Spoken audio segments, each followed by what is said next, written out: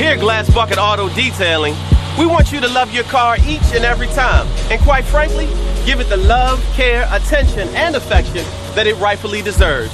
Now, we'll do our part and provide you with the highest level of auto detailing possible.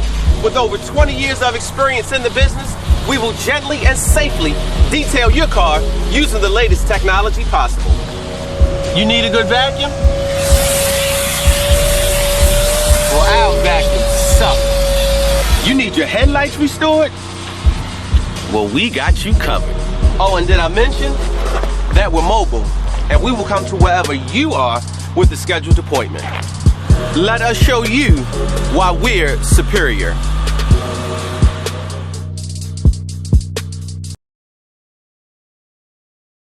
Welcome back to TrippTalk Tech. We got a good show for you today, man. Actually, we ain't got a good show for you today. Today ain't a show. Today gonna be a vibe.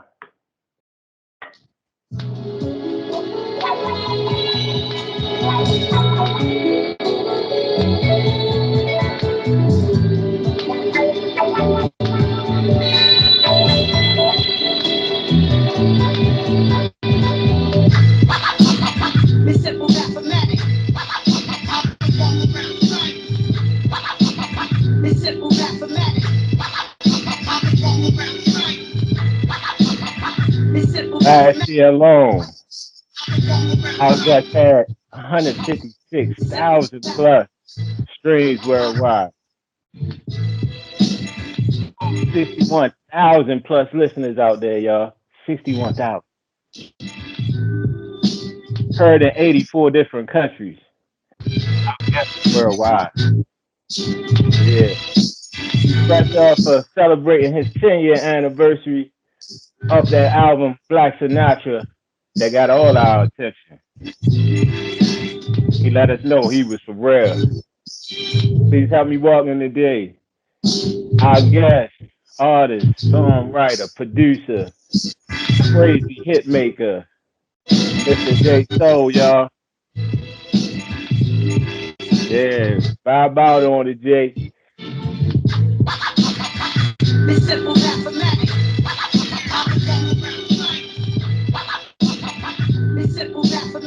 What's up, fam? What up, man? What's going on with you, fam? Oh, man. You know, scratching and surviving. Good times, you know what I mean? I see you, man. Long time no see. How you been, man? Just how the family, how everybody doing? Everybody good, man. You know, we've been, working around here, you know what I mean? The pandemic ain't really stopped the grind. It stopped the world, but ain't stopped the grind, you know what I mean? So we still making it do what it do, man. Family's doing good. How about yourself?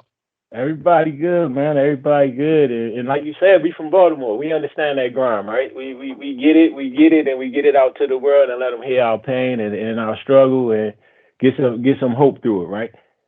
All day, every day, man. All day, every day. I see you rapping. And for all of them that don't know, you know what I mean, Mr. JSoul is not one of them. I'm from Baltimore City, but not from Baltimore City. Baltimore Hilton. Am I correct? Baltimore Hilton, baby. All day, BH. You feel me? BH, you know what I'm saying? Hey, look, y'all still got family down that way? In that house that y'all grew up?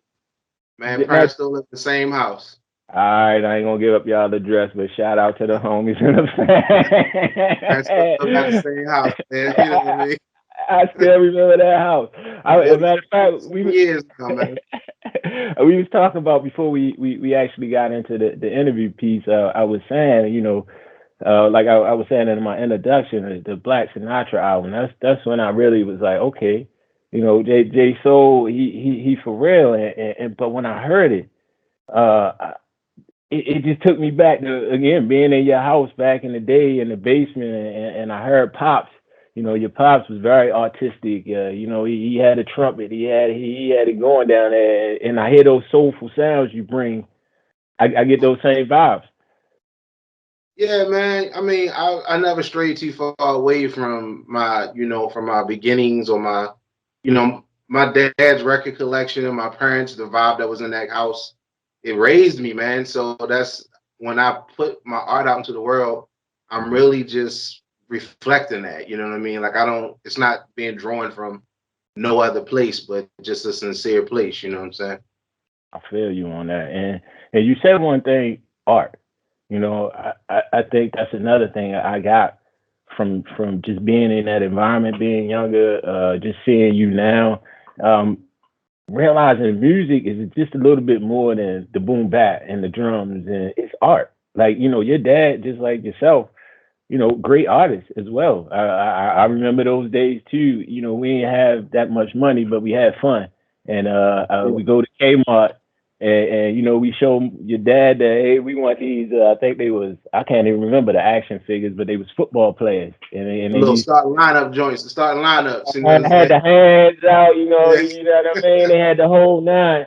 And you know, your dad was so so creative with his art. He said, well, obviously we ain't had no loot to buy it, but when we went home, he actually drew it, and we had paper, you know what I mean, starting lineup figures. So again, just that art, you know, you just, I think, been blessed. Definitely just your dad, your family, that pipeline, y'all true artists, man. And I just salute you, congratulate you, and just again honored to have you on the show, man. Hey, thanks, man. I'm tripping, man, because I talked to my dad last night, and I said, Hmm. man, you'd never guess who has a show and whose show I'm going on. And when I told him, he was like, I what? know, I know what he said. You know what he actually said? He said, what station? I want to listen.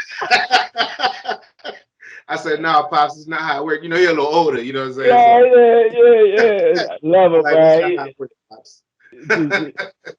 You used to call me Furley back in the day. Had the Furley face, huh? Fairly, you know what I'm saying? I mean, I Yeah, told him but that too. I said, I'm gonna call him Fairly. People gonna be looking like, who the world is Fairly? Like, don't worry about it. Don't worry about it. yeah, and look, y'all better It's watch not. Three's Company. Y'all better watch Three's Company. That's all we're gonna give y'all today. But so when I reached out to you, my thing was, you know, I know you're the music artist, you know, obviously you blue check certified on all of the social medias. Uh, but that tie-in to for me to technology, I think is obviously not just about the beat making, not just about making you know, your beats and having everything on the screen, but also just the business side of it. You know, I think a lot of the up and coming artists, I know some people, youth, even older people that's trying to break in the game, but you know, they got music, but they don't know Yeah, where else to go after that. You know what I'm saying? So I reached out to you. Obviously, I saw you make this climb. Just proud of you, like I said, and just wanted, you know, if you can use your professionalism and just help the community out, help our audience out here today. yeah, for sure, man. I think one of the things that, like, we're such a creative people, just in Hmm. general, because of our surroundings and what we had to live through, society in general, how they view us, our everyday struggles of just being black in this country, in this world. And Hmm. so it being inside of us, we're naturally creative. So it'll come out whether you make music, whether you're a painter, a photographer, a poet, you do hair, you know what I mean? It either sculpt, whatever, it comes out. But that's what we do naturally. The part that's not natural is the business side of it. We know how to hustle, we Yeah. know how to grind, Uh, but there's a certain type of knowledge you gotta have of business, you know what I mean, in order to be at least in music, because we done heard so many different stories of like our favorite artists getting mhm. taken advantage of because they didn't know the business. You know what I Exactly. mean? And it's still happening. But now the way technology is, the way that things have advanced virtually, it's allowing for artists to get more money and more credit for what they've done and get their music out to more people on their own independently. So that's where I kind of that's what my little field of quote Excellent. unquote knowledge or expertise is the independent side of it. And that's what Because I've been independent my whole career. that was I was just going to ask that question. And so, are you independent now? I know you have to work with certain labels to distribute your stuff, but how does that work? What does really independent mean? I hear that a lot. Like some people, I'm an independent. I'll never sign. But then some, I signed a 360 and killed my life. Like, what does it mean? Right. Like, so the way it works is like indie artists basically broker their own distribution deals. We hold a higher percentage on what we make back on our music, and we have control of it. So we basically we have the rights to our masters. We have the rights to license our music to whoever we want to. When you're with a label, excuse me, when you're with a label, a lot of times if they're major, they control all of that. So you don't have as much flexibility because you can't, like, if somebody comes to you with an opportunity and they say we want to do this with your music, if you're on a label, you have to actually go to that label and ask for permission or work it out. But if you're indie, you don't have to. You can just say, "All right, let's do it." You know what I mean? Let's get the paperwork done. If you have a lawyer, you can get your lawyer involved, and you broker it yourself. You put your music out yourself, so no one's telling you what to make. You know what I'm saying? As far as like the distribution side, there are so many distribution, virtual and digital distribution setups out there now. It's really no reason for artists to not have their music on every digital platform in the world. Like, you can do it yourself from your bedroom. You know what I'm saying? It's really no reason for you not to be able to do it. What are some of the popular ones out there that people can publish to? I didn't mean to cut you off there, but what are some of those popular services out there? Is it SoundCloud? Is it what are those distribution methods? Like for distribution, you have TuneCore, you have CD Baby, DistroKid, and another one called AWOL, which is the distro label that I'm with. I'm with AWOL, so it's AWAL. And basically, a lot of these distribution companies, they have relationships with the streaming platforms. So they have relationships with Tidal, with Spotify, with Apple, iTunes, Pandora. Any place where you can go on your phone and listen to music, they have relationships. So you use them as like a hub to take your music and send it out to all those different entities. You know what I mean? And you can do that yourself. And that's all really big labels do. Like, they have somebody put your music into a system and then they send it out. That's it. So is it more about I don't want to say resources, but is it more about just the knowledge of knowing what to do, and then just other artists just not knowing the path to go? That is exactly what it is. Like, they just not educated on it, you know. And when you young and you struggling, and someone comes to you, that's why you hear about the 360 deal, because a lot of times people they struggling and they need money now. They just take whatever. They need money now, right? So they give you 50 grand. That's a lot of money. You ain't never seen that much money in your life. So you take the 50 grand, but you don't know what's involved behind that 50 grand. Like, it's just 50 grand. They probably gonna make 2.3 off you. You know what I'm saying? But you only got 50 and you don't control anything. You don't own nothing. You know what I mean? So that's like the biggest trap that most artists from urban areas, they get caught in, because they don't know the business and nobody sat down and taught them the business. So it's just an endless cycle. And now, how did you get to a point where you learned the business? Or did you go in and somebody mentored you, or you had to kind of learn the hard way? Yeah, I started out in 2003, and the label that I was dealing with was an indie label. It was Blackout Studios. And their main group was a group called Fertile Ground.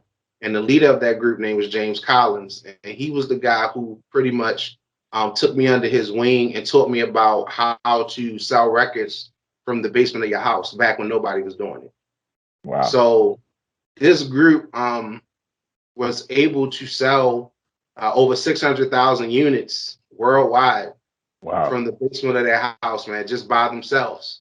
You know what I mean? Just, filling the orders out themselves, kind of like what you see with like Griselda Records and stuff like that, where they got everything in a house and then they just fill the orders out themselves. They got people working to send T-shirts out and sweatshirts and, vinyl records and stuff like that. That's basically what they were doing back in like 2004. You know what I mean? Wow. When nobody was doing it. So I seen it firsthand. Where did they get that vision from back then, or they just saw the industry going more in that direction? Well, I think in a lot of ways, man. My guy James, he was like I don't know, he didn't like to be controlled, Mm-hmm. so he was more of a control freak. And when Ah, he was approached by labels, what they were offering him wasn't something that he could control, and he didn't I want. got He was just like, let me figure out how to do it on my own. Now the concept isn't new.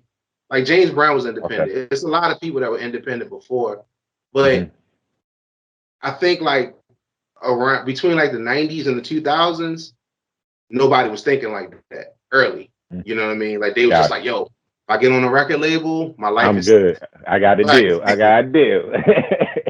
but and plus too, man, people don't want to they didn't want to do the work because it's a lot of work that go on to selling that many records by yourself. You know what I I'm mean? You sure. hear about Master P, you know what I mean? Something Yeah. like his car, but it take work though. It take years, and people don't want to do that. They don't want to sit through all that.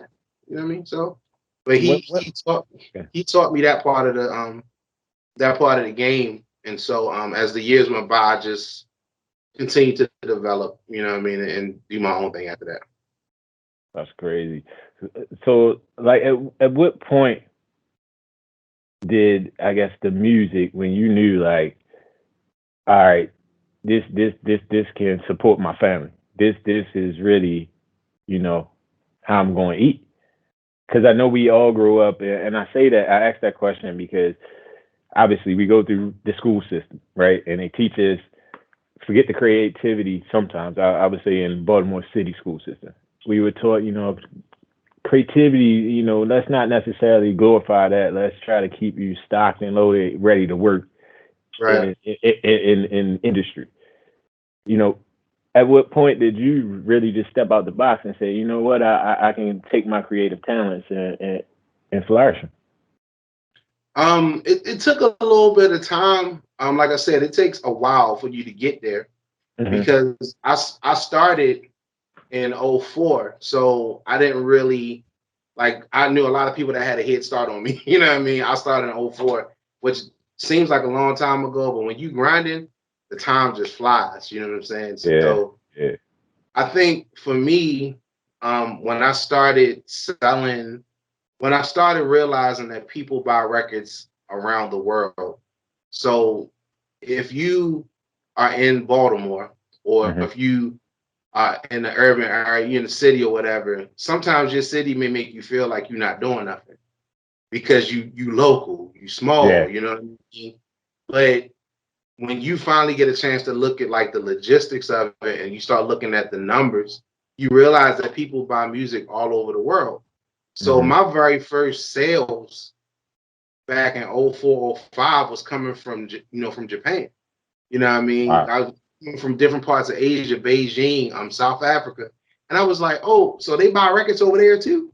You know what I mean? So Mm-hmm. I didn't really care about like getting on the charts and being on the radio here. Like I didn't care about that because I was making money over there.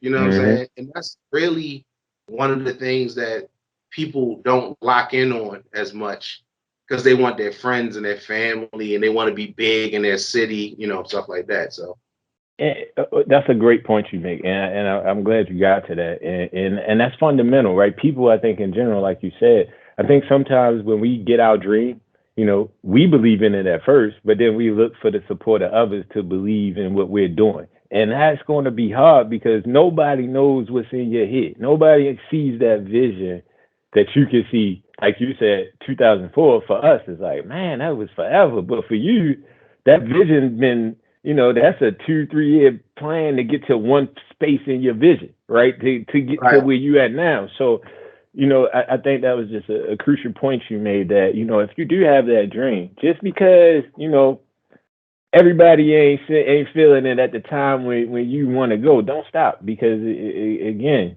you can stop yourself from getting to the point where you at, right now. So definitely a great point. And Now, I still like I yeah, got a long way to go too, man. Like I I got a lot of understand. work. But Well, as I started off singing, you feel me? So I mhm. had to make the leap to kind of like doing my own label thing, and putting out my own albums. Because before I was on independent labels, which is still indie, but I had to, you know, a bigger percentage of what I could make was going to an independent label. Now, not as much though. We was doing a 30, we was doing a 30-70 split versus a Okay. 360 deal. But still, I was just like, you know, I want to make even more than 70%. So it took to about 4 years ago, 5 years ago, I just started my own label situation and just started doing everything myself. And things have been working out. I've had a really good like 3 or 4 years, you know what I mean, since then. Good, man. Hey, so with that being said, and like you said, life is a never ending journey. We never arrived. But looking back at your career, have you ever got to a point where you just kind of got frustrated and said, you know what, let me pack up the bags, this ain't it. You know what I mean? Let me just go back and do the 9 to 5. Maybe this just ain't right. You ever get to that point? Yeah, you get that all the time. You know what I'm saying? Like you ain't just because like you grinding and I'm a hustler. Like that don't mean that you don't feel it. You know what I mean? Like you be at the crib and you know you struggling because it's not easy. And the thing is with music, it comes in waves. So you can be hot 1 minute and then the next minute you're not. You know what I mean? And what happens during that time? You know what I'm saying? What happens? What happens during that time when you're in that down Ain't phase? nothing coming in. You know what I'm saying? Ain't nothing coming in. Ain't no money coming in. You know what I'm saying? Like that's just the way it works. So you got to keep working, but you definitely get frustrated, man. I've quit music at least 3 or 4 times. You know what I'm saying? What brings you back? You like you said, you quit it a couple of times. So why do you keep coming back? I'm an artist, man. I don't know how to do anything else. You know what I mean? Like it's just I can't stop creating. Every time I do, people be looking at me like, yeah, all right, yo, whatever. Like you'll be back. You know what I mean? And sure enough, you know what I mean?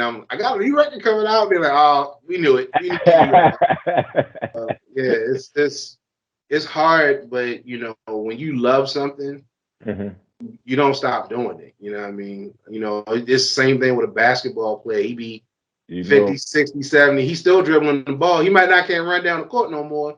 But if you put a ball in his hand, he's gonna dribble it. He's gonna do something with it. It's just the way it is. That's what's in you. It's what's in you. You know what I mean? So out of being a songwriter, beat maker, artist, singer, what's your favorite? What is? I know you love music. I know you love art, but you know, at the heart of it, you know what I really love, man? I just love creating. You know what I mean? So whatever vehicle I'm using at the time, I love it. You know what I'm saying? Like if I'm making beats and I'm in the zone, I love it. There's nothing greater in the world. You know what I mean? If I'm writing a song and I'm just it's flowing and it feel good, it's the greatest feeling in the world. It's nothing that beat. It's like your first high. You know what I'm saying? Like you just can't. You know what I mean? You know what I'm saying? Or even when I'm creating, because I started, as you know, I started off doing visual art. I wasn't always a musician. You know what I mean? I didn't start doing music until I was 21 years old. So shout out to your father again, because I remember them collages. Right. Like he always had a paintbrush or a pen in my hand or a pencil, and I was drawing and yada yada. And I think when I was doing the visual art thing until I got about 20 years old. And then I just started kind of going to clubs and jazz clubs and poetry clubs, and the music part of it just started kind of feeling good to me. So I started doing it. And I had a voice. I could sing pretty decent, which a lot of people know. You know what I mean? I'm pretty sure you didn't know. Like a lot of people didn't know. You know what I mean? I don't know. I knew that. The only reason I knew you could sing, and is like I told you before we started. Your dad used to walk around the house and sing all the time. So if you couldn't sing, we sing on GP. So yeah, I think over the years you just got better. yeah. Maybe that's what it is. Maybe I just got a little better. He used to scat. He used to scat at the house. When I first came out there, like people definitely was looking at me like, excuse me, where did this come from? You know what I mean? But I started doing that, you know, that allowed me to get my name out there. It allowed me to travel. It allowed me to build, you know, a modest following and to generate revenue. And I was like, yo, this is dope. I'm going to keep doing it. But like I've been telling people when I do interviews and stuff like that, my plan was to always be a producer and a songwriter. So I used my vehicle of being a vocalist to lead the way into being a producer, so that when I started doing it, people knew who I was. Pretty much it.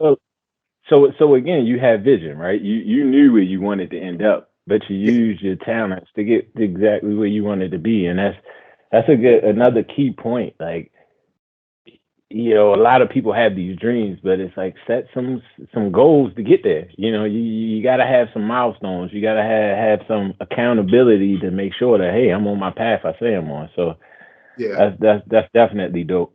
I know I was reading somewhere. Now that you talk about artistry and art, I was reading somewhere like with your album covers. You know, I mean, or your album names. You know, if you was feeling like, I guess, Black Symphony, if you saw the color black when you was doing it, or the purple, say, you know, you have your album names by colors. Can you tell us what that's about? yeah. So that's also just being a visual artist. You know what I mean? Like I heard Neo say once that music basically is like color in the sonic form. You know what I mean? So basically when you hear certain instruments and certain sounds, certain kinds of music, you could possibly see colors. So for me, when I was creating Black Sinatra, when I was creating the Blue Symphony, that's the color I saw. You know what I mean? Like that's just the, you know what I mean? The Sinatra part just comes from, which is still one of my nicknames or one of my aliases, Black Sinatra. That came from just like my vocal ability, vocal style, and I like the way that I'm a Sinatra fan. I like that one of his most famous songs is "I Did It My Way." So that's just like that's your mantra. Yeah, that's a mantra that I kind of went by, is that like, yo, my entire career, even though I had my ups and downs, I did what I wanted to do. And I did it my way. You know what I'm saying? So I ain't got nobody else to blame. But also at the same time, you know what I mean? I don't have anybody else that stopped me, you know what I mean, from doing what I wanted to do. So that's one of the reasons why I, you know, use that as a thing. But when people look at the artwork on the covers and stuff like that, the colors that you see is probably what you're gonna hear when you listen to it. You know what I mean? That's dope. So that's just another connection. You know what I mean? Visual, sonic connection. That's all. No, that's dope. So, like you said earlier, you know, you start getting yourself out there. How do you get yourself out there? Like, I mean, again, I know you, like you said, if I get a good indie deal, I get my distribution. So, all right, I can sell my records. But how do I get myself out there? How did you become JSoul? Yo, it's crazy because the way you do it now is not the way you did it back in the day. And I hate to sound like an old dude, you know what I mean? I don't want to sound like back in my day, you know, Yeah.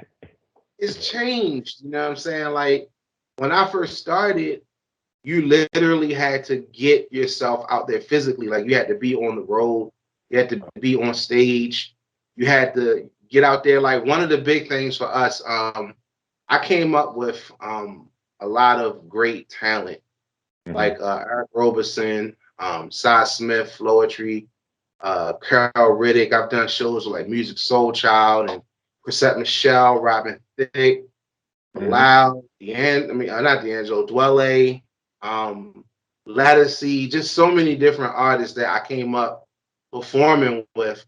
And one of the big things that we always took pride in is after the show, getting down in there with the people, shaking hands, signing, taking pictures, like really get in there. The real hand-to-hand work. Yeah, like get in there. Don't be on some prima donna, superstar type stuff where, you know, I'll do it later or I don't want to talk to them. Nah, yo, you get in there and you get with the people. You know what I'm saying? Because the people behind your music, the people coming to your show.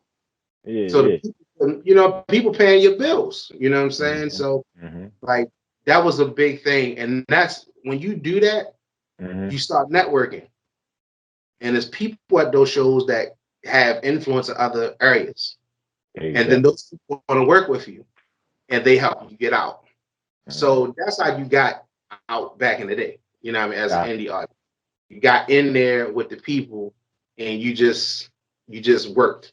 You know what I mean? Nowadays it's a little different. You can go on it, Instagram, and take you pictures, good. you out there. If it go viral, if it go If you viral, get you if out. you get the right person to repost Right, it or post it on their story, I done went from right, 10,000 to 30 or just like that. But like you said, right. one good point you make, and this has been a constant point on all the shows. It's crazy, different subject topics, everything. But everything that you want to do, or you want to get bigger in the industry, wherever it is, IT, what you're doing, housing, all of it's been coming down to resources, your network. Do you have a team around you of people that like-minded and can help you grow? A lot of people, again, they hang around or they want to do something, but again, it does you no good to network with truck drivers, right? You're not going to get where you need to go, and that's where people got to kind of understand. Just build that network up, make a strong network to help yourself. Um, and again, and it was funny, the network that you talked about. I listened to some of the names you were spitting off. That's the vibes I get from you. From your music. All of y'all got that soulful, feel good about yourself, love in the air type music. And again, like that, I didn't know you hung around him, but I can hear your music and like, okay, what I mean, that makes some sense. Yeah, yeah. Like I mean, everybody started from somewhere. You know what I mean? Like people didn't just come in the game like with record deals. So they had to start somewhere. And we all started back in the 30s and the 40s, they called it the chitlin circuit, even down till now. Like when you're an artist, especially like in the R&B world or the soul world, you work the chitlin circuit. You're a rap artist, you work the chitlin circuit. That's just the chitlin circuit being the underground venues in each, major city. Oh, all right, all right, Yeah. cool, cool. So it's like, from New So what? York all the way down to Atlanta, you So know. so what? So would Hammer Jacks or Paradox be considered the chicken circuit? I mean, with the Nah, chitlin circuit? nah. I would, so what in Maryland? I mean, what in Baltimore is considered the chilling circuit? Is that like the artscape or something? Like, what's the chilling circuit here Yeah, in now you Baltimore? telling your age, boy. You talking about Hammer Jacks. Hey, you telling our age right now, man. Yeah. Relax for a second. You feel me? No, but like it generally, I mean, even though nobody's doing no shows now, like Yeah. we have like Eden's Lounge. Let me see. We had the Five Spot, Five Seasons. Um, all of these basically like lounges and small. Sonar was another one. Okay. Okay. Just like places where when you came to that city, this is the venue that holds about maybe 1,500 people that you need to be doing. You know what I'm Got saying? So you ain't doing stadiums, you ain't doing arenas, you ain't doing a mile half, but you doing Eden's you. Lounge. It And holds like you people. hitting the pulse of the streets. You making sure you hitting the streets, and hopefully they taking that music out. I get Yeah, that. like now for Baltimore, we got the sound stage, which is where everybody goes to perform when they hit the city. You know what I Got mean? But you go to Philly, you got the Electric Factory. You go to New York, you got like SOBs. DC is like the Howard Theater. That's the Chitlin Circuit. You know what I'm saying? okay. Like all the way down to Atlanta is like the Chitlin Circuit, and then you got Houston. You have Detroit, Chicago. Mhm. Just black kind of underground places that you perform at. But those places help you bubble. So you gotta do those places. You know what I Yeah. mean? Like have to perform Respect. there to get And you got to tear it up. You can't just go in and you there and be gotta tear it up, motivated. right? Right. So Can't be mediocre. right, because I mean, imagine you trying to be a singer and then you doing a show with like Lettucey, and you already know she can get down, so she can Mhm. get up and kill it, and the roof fall off the building. And then you bringing them down. You know what I'm saying? Like that's just it ain't gonna fly. You know what I mean? That ain't gonna work, God. That ain't gonna work at all. Yeah, it ain't gonna work at all. You know what I mean? And if anything, the people won't let you know. You know what I'm saying? So Real quick that, too, right? you know, molded you to be better. And all those people that I named, and outside like maybe Robin Thicke, but he did the chitlin circuit too. He did the like way back in the day. He did the chitlin circuit.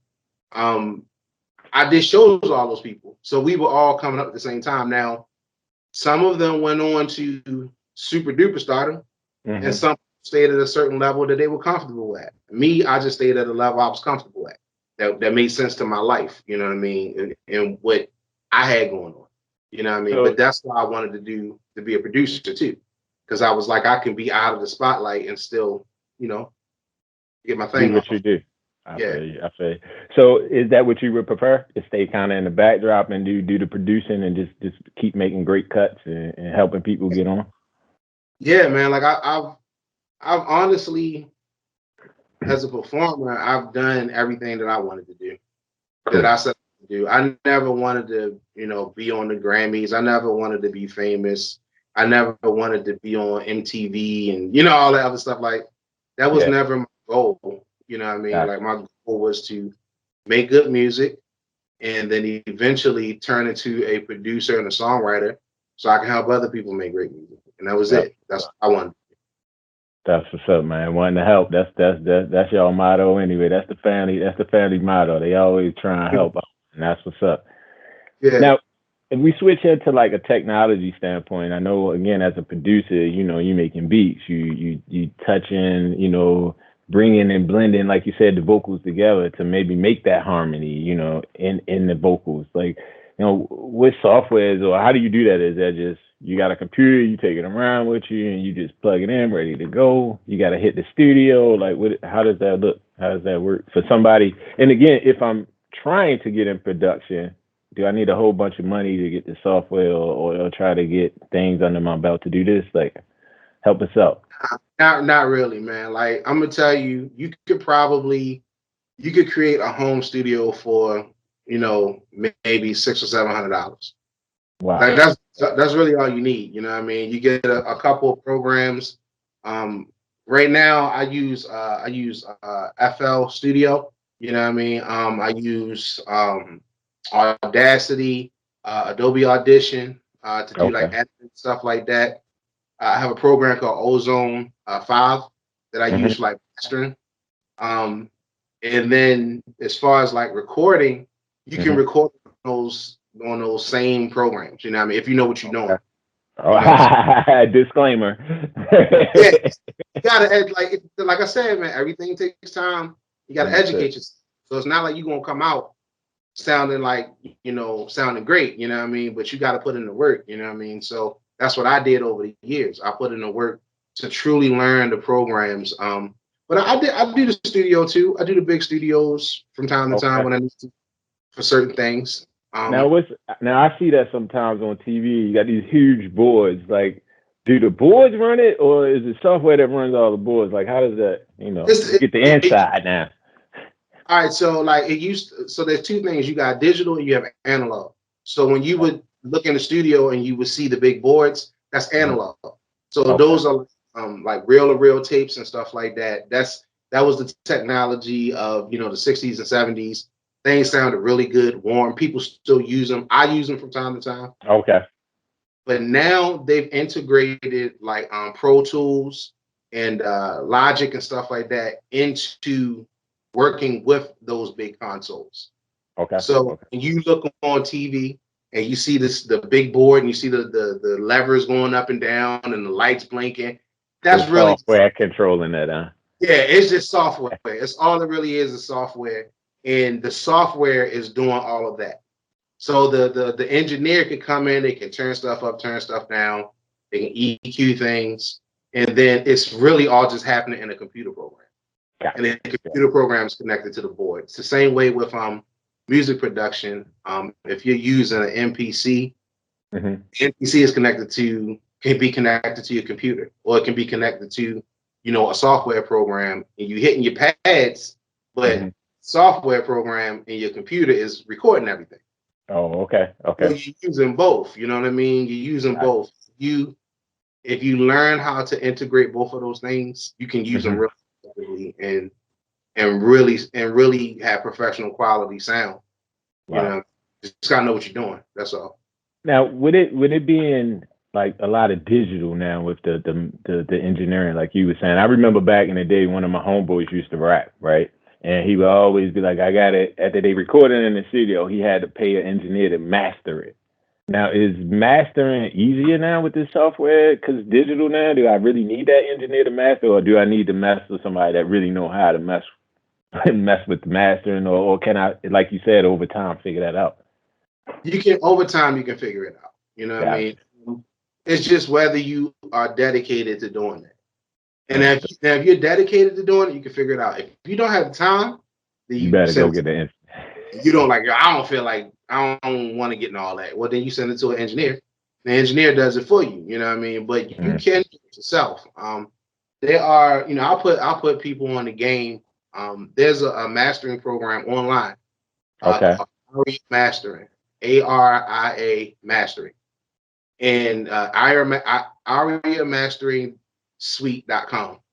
You go there, you can literally take your music, put it into an actual program, and that program will master it for you.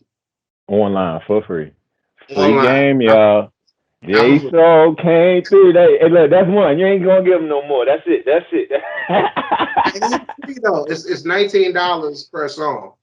That's like not bad though. But that's easy. In and out. That's way better than spending $50 an hour. You know what I mean, to get something mastered. Where that thing does it in 10 minutes. You know, you could spend $150 a song just to get it mastered, because it takes the engineer 3 hours to do it. You know what I'm saying? And you get us professional sound. You know, you can put that to radio. You know what I mean? Yeah. That type of quality comes out of it. Yeah. Yep. Okay. That's what's up, man. So don't know that kind of stuff. You say what? The labels don't be wanting that kind of stuff. They charge you. Look, thanks to the indie, we ain't got to worry about that. See, no 360 for us. Nah, I never signed a 360 album. Hey, what is a 360? I just heard Jay-Z and them talk about. What the heck is a 360? So basically, like a 360 deal is really like a loan. Like with most industry deals, it's a loan anyway. But you get but at least with those type of deals, you may get a percentage of what you make back if you get if you negotiate it right. So like I said before, when I was doing the indie labels, with other people, I would always negotiate a 70-30 split. That means a label gets 30%, I get 70, right? But with 360, they get like 100%. So basically, they right. So they just gave me a signing bonus and took all the rest. Right. They basically just gave you a signing bonus. Like they gave you money to get you started. Maybe you get yourself a couple chains, get a car, or something like that. You feel good about it. You really supposed to use that money to record and pay your producers. For your racket. For your right. But then once all that money start coming in, you don't make no money off of that. You feel me? The only thing you can make, that's them. The only thing you can make money off of is like touring. You know what I mean? So you can make money off of like merch and stuff like that. But here's the thing: if you're not a big artist, you're not gonna be stopped. You're not touring that much. You ain't gonna make that much money off of merch. And now with COVID, ain't nobody really touring, I guess. Nobody touring right now. You know what I mean? So they really hurting right now in them deals. Yeah, and that's one of the other things I wanted to get into was like how you can make money during COVID, not touring. Please help us out. So, if you putting out a record, a lot of times people just put out the record. So they get to the point where they upload the album to DistroKid or whatever, and they send it to Spotify, Tidal, all of that other stuff, right? And then it's like, boom, my album's out, yay! And that's. But the secret behind, and I think a lot of the younger kids understand this. The secret behind making bread is off of singles. So if you're doing a record, say like you got 10 songs on a record, you release 3 singles before you release the record. So each time you release a single, it gives the algorithm, the way it works, it gives you an opportunity to reach more people before your record comes out. You know what I mean? Okay.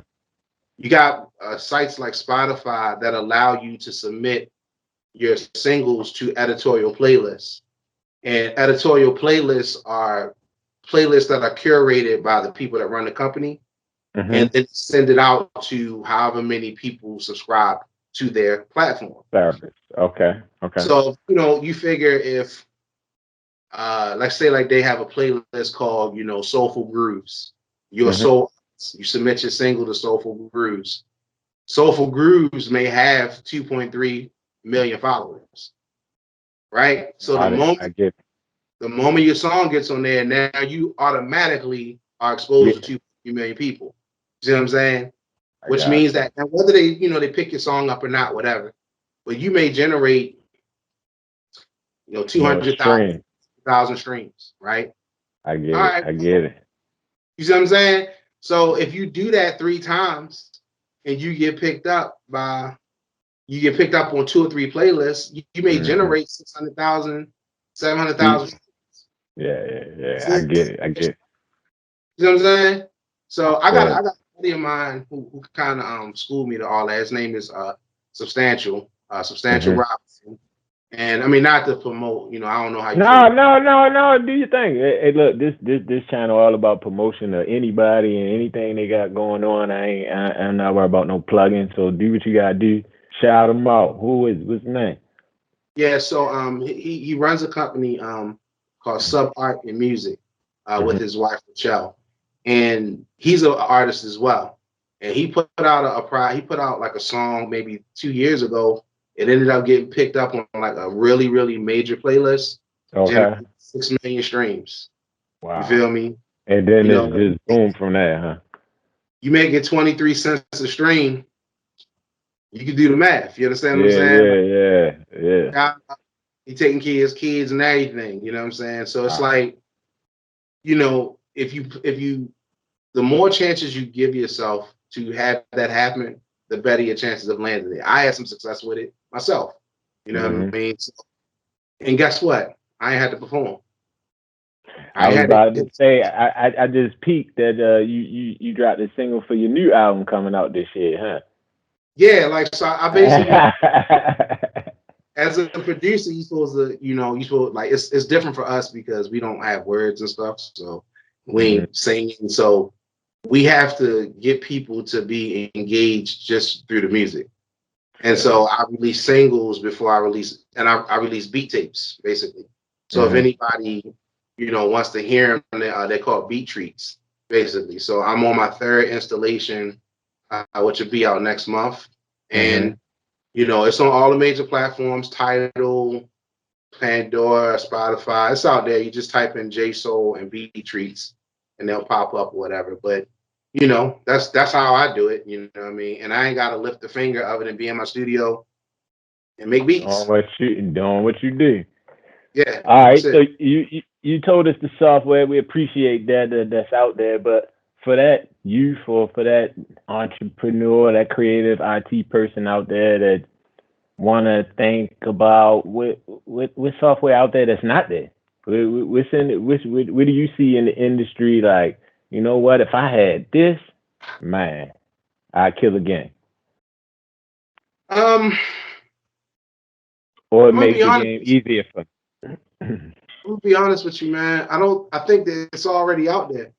There's really not much like I said before, there's no excuse for you not to be able to at least put yourself in a position to have your stuff out there and be seen. We got to, look what, man, listen, you seen the stuff that go viral these days? I see, man, anything. Anything. Yo, you have some of the worst singers in the world. They'll make a song. What's that one dude named JJ Icefish, right? He got it's something about you, girl. Right.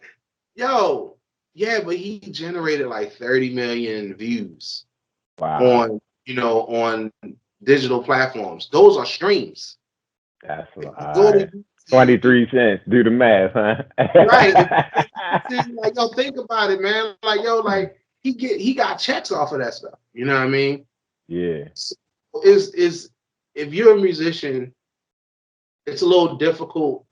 You know what I mean? You see a lot of people do little quips and little things to try to get known. You know what I Mm-hmm. mean? That's up to you. If you want to do that, fine. You know what I mean? But for me, Mm-hmm. I just nurture the audience that I have. I take care of them. They take care of me. You know what I mean? And I have a good relationship with them. Any artist can develop and curate and nurture an audience for themselves. It's always somebody out there that want to hear what you got. Always. So you got Always somebody interested in that individual you. You know, it's only one you out there, so they want to hear you. absolutely somebody, man. Look, I've had people hit me up from so many different parts of the world that Mm-hmm. I didn't even think cared about the kind of music that I did. From Germany Wow. to, I said I just released a record with a label in Australia. You feel me? They a day and a half ahead of us. You know what I'm saying? Like I never even thought that anybody in Australia cared about my music, right? But that's not the case. You know what I mean? They're one of my Wow. biggest markets. You know what I mean? Wow. So, right, like it's just I would tell artists to, once you figure out where the love is, nurture Go that. to it. Got Go you. to it. Go to where they love you, man. Like don't worry about trying to be the king of your block. You That's know what I what's mean? Don't up. try to worry That's what's up. That's real. being a king of your neighborhood, man. If they love you in, Poland, put your That's music out for cats in Poland because go they're to gonna pay Poland. you. They're gonna pay you. They're You gonna going to pay you. eat? You going to eat? You're All gonna right, eat. man. What you got next for us, man? What can the world be looking out for, man? They you're on the show. They probably gonna start googling you. What should they be looking out for you? What's coming? Well, you can first of all, I'm on all the digital platforms. Mm-hmm. From any streaming network that you can think of. I'm on there. Under JSoul, JSoul. There's a lot of us out there. It's a lot of JSouls out there, which when I first started, it wasn't, but now it is. Yeah, So if you put in JSoul Black Sinatra, you'll find me. the So real. you'll find me, you'll find my music, you'll see my picture there, or whatever. I tell people also to make sure they hit up my Bandcamp, and I'll tell musicians Definitely. that too. Make sure you have a Bandcamp page, because out of all these digital platforms, Bandcamp is the only one that pays you directly. The Mm. moment you make a sale, you get an email with your money. It's just that. Message. So my Bandcamp is jsoulmusic.bandcamp.com. My entire catalog is up there, and you can stream it or you can buy it. It's up to you. I have a couple of vinyl albums out. More recently, I just put out this album right here, called the Neutronic Suite. Okay. Vinyl. Uh, Check it out on the wax. You feel me? Got the wax going on. Okay. Okay. And as you talk about my dad, he I'm actually about to say, I already know that's that work. did a collaboration for me and my father. I did the music, he did the artwork. You know what I mean? Oh And man, that's what's I up. even got like a little joint on the back that was written by another person. Ralph. Remember Ralph Oh, Dixon? Ralph, yeah, Dixon, that's the Yeah, homie. That's yeah. okay. Shout out to Ralph. He's a writer, so he did a little write up for the back of the album. You know what I'm saying? Like I made it a family affair. You know what I'm saying? That's what's up. That's what's up, man. And that's what I was Uh, gonna say. You just kept it all in the family, man. That's what it is. so All right, I man. still have those albums too that I ship out personally to people that buy them, and you can get them on my Bandcamp page. You know what I mean? But as for the future, Mm-hmm. B3 coming up, and I got a few other projects I'm working with other artists that they'll see throughout the year. My man, my man. All right, before we go, I gotta ask you this. Favorite pair of kicks all time, bro. I ask everybody on this show. I know you're a true Baltimore sneakerhead, so gotta give it to us. It's a toss up, man. It's a toss Uh, up. what It's you a got toss. though? All right, so I'm gonna take it back a little bit, but I got Alright. 3 pairs right now in the Okay. crib, top tens. The Adidas top That's 10. old school. That's old school. You know what I'm saying? That's cool. That's cool. I just looked at a pair in my closet. I had some white on white top 10. So what color? What's the favorite color? You gotta have a favorite color. Also, you remember the white joints with the blue stripes? The blue stripes. Yep. Okay. That's the With the one. red outside. That's the one right there. You know, that's the dope dealer special right That's there, I'm man. about to say. That's the You know what I mean? dope. Yeah, you had these people driving a box Maxima. You know what I'm saying? or a crest with the chromed out what was they hammers? No, not hammers. What was the one with the disc joints? I can't even think of the Yes. rims. Now the BBS is they was like disc, like they would burn your brakes up because you couldn't even get no air to your brakes. But Oh, actually the Chrome Classics, yeah, there that's you what they go. were. There you The go. Chrome Yeah. Classics, the Cressida with the classics and the top tens. Them and I mean, obviously the Jordan ones, but you know, like the spinoff of them was the Dunks. The So dunk, the little okay.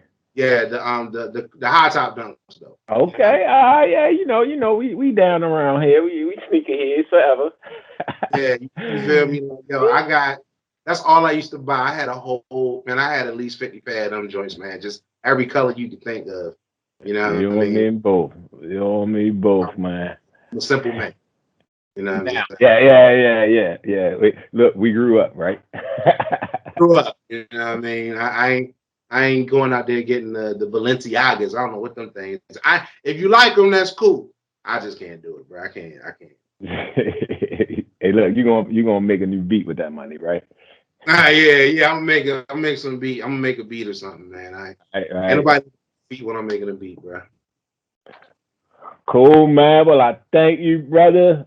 Let me shout out some of our sponsors. At Forever Love Kicks, I appreciate the quick delivery on the J's. Y'all was on it.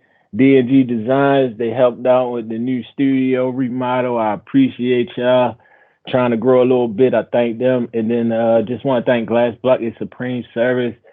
Appreciate y'all buying some advertisement ads. You need You any got kind sponsors. of kind of Yo, yo, Oh, hey, I'm yo, just telling you, any kind of yo, detail, you got to holler at my man. Jay be killing it at Glass Bucket. I appreciate you, fam. JSoul, my brother, man. Like, I'm telling you, people don't understand. They go back 4th grade, 5th grade, going to McDonald's, getting Happy Meals. They don't know. They don't know. bro, But I just... listen, I'm gonna tell you, we go back further than that, man. Whittington West Apartments. You feel me? Exactly. And people don't really get how, and I thought of that, exactly what you said. And I'll say this before we leave, but I remember, and this is how tough your mom's is. I remember coming in one night, shook, because this lady is screaming in the apartment building. So we coming through the building, and this guy comes running out. Mm-hmm. Go, and it's your mom in a blue dress. She damn scared of somebody with a knife to run out the door. I don't know what she did, but in that apartment building, at that point, anytime I went over Miss Patty's house and she told me to sit down, I sat down. I You ain't even. feel me? Ain't nothing changed, bro. I Ain't already nothing. know. I already know. 40 Shout out years to later, Patty. she's still giving you this. You know what I'm saying? Hey, look, shout out to Miss Patty, just a strong trooper, kept everybody together. Like I said, your father, man, just I love him to death like my own, man. That's my guy. Had gave us plenty of laughs and just showed us the way. So I just thank him. Thank Hey, you for look, being on the show. likewise with your family too, bro. You know what I mean? Miss Beverly. You know what I'm saying? Tripp. You know what I'm saying? Mook. You know, I love Mookie. Like I don't even know. Y'all still call her Mookie? I don't know. You know what I mean? I call her Mookie every day. That's You know what I mean? some things don't die. That's like my And little shout out to sister. Jada. That's my little sister T. I like to say the same thing. We go back, man. So it's Yeah, all love, and I appreciate you having me, man. This is really dope. Congratulations on all your success as well, man. hey man, I appreciate you. I love you, bro. And like I said, I just really, really, really, really, really proud of you, dog. Like I said, when you play with somebody in the sandbox, and then like again, you see more album covers, you seeing this, and even like talking to my friends about what's coming up next, and they know you, and it's just like, oh wow, So That's what's up, man, man. just congratulations, yo. You should be proud. I know your family proud, man. Much love. Hey, thank you, brother. Thank you. All right, bro. Have a good one, man. Thanks a lot again. Same here, man.